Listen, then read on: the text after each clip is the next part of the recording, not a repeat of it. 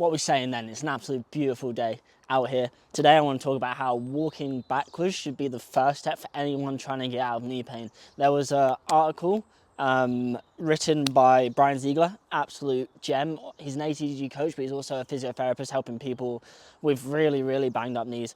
And he wrote an article on the exact same thing, which I'll link down in the description for anyone that actually wants to read the full thing. And his other articles are amazing as well. He should really write more. I think he's got like four or five articles. Like, I want to be seeing more from this guy.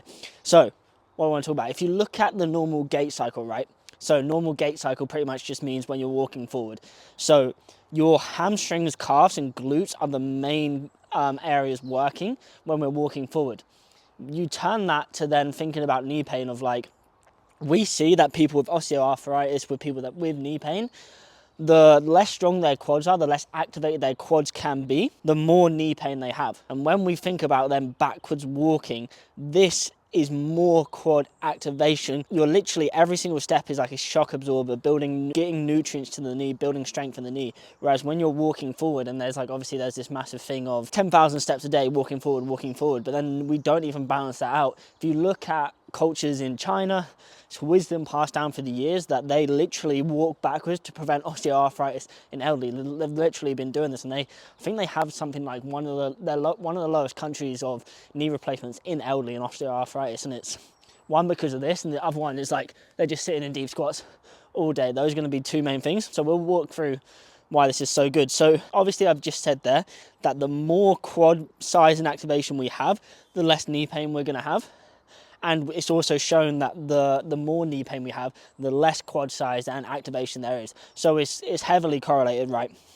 Especially in case like arthritis. We have to look then. There's 4 quad muscles, right? So we have the lateralis, the VMO, rectus femoris, and then another one that's not actually seen on the outside.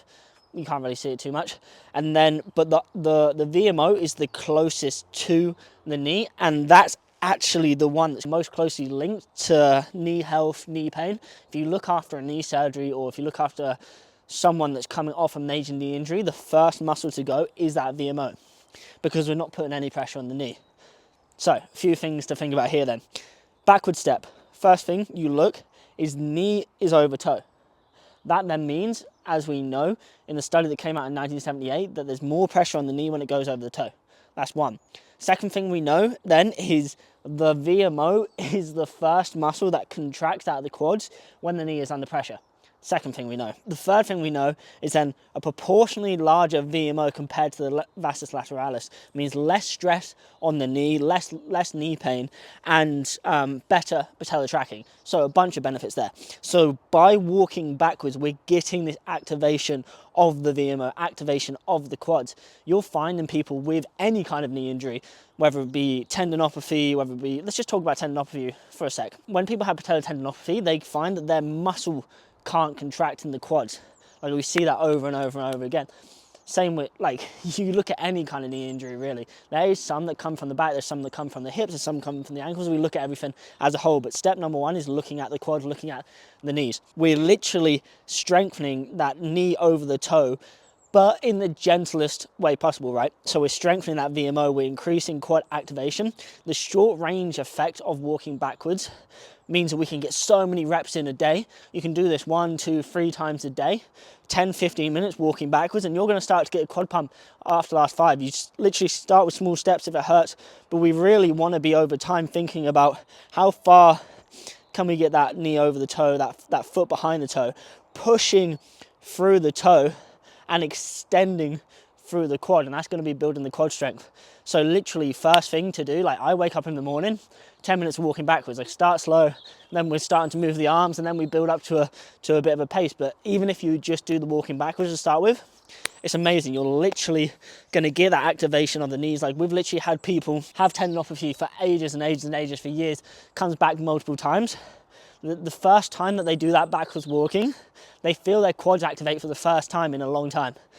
It's nuts how, like, you literally can't get a quad pump if your knees are inhibited, have an injury or something like that. So the actual protocol is, 1, if you don't have access to a sled, don't have access to a dead mill, literally just start walking backwards, making sure that that knee's going behind the toe, and we're walking backwards. Do this 5, 10, 15 minutes, and then start building up once you feel like your knee's feeling all right, just a little bit. Obviously, if you're walking around, you have to be careful of like what's behind you, which is why the dead mill or the sled is good, because on the sled you actually have a track. You can then scale that from the lowest amount of weight to the highest amount of weight. And the worst thing that's going to happen is that you can't move it. Like there's no pain because you're not loading on that eccentric phase of it. So that's the first one. We're getting blood flow and quads. Like step one has to be the backwards walking. And to this day, I do it. Like there's so much good nutrients, so much good things going on for the knee in the backwards walking. And it just makes your knee feel so much healthier and so much warmer. Obviously, my mentor, Ben Patrick, best mentor in the world, like I got this from him, right? I had pain for so many years, especially just when, even I got to the point where I was walking, my screws were coming out of my knee and I had so much pain in my knee. First time I done sled, started really, really small steps, like literally like barely moving. By the end of the set, I was able to get up to a pace. For the first time in a long, long time, because I'll put up a picture here, my quad was completely atrophied.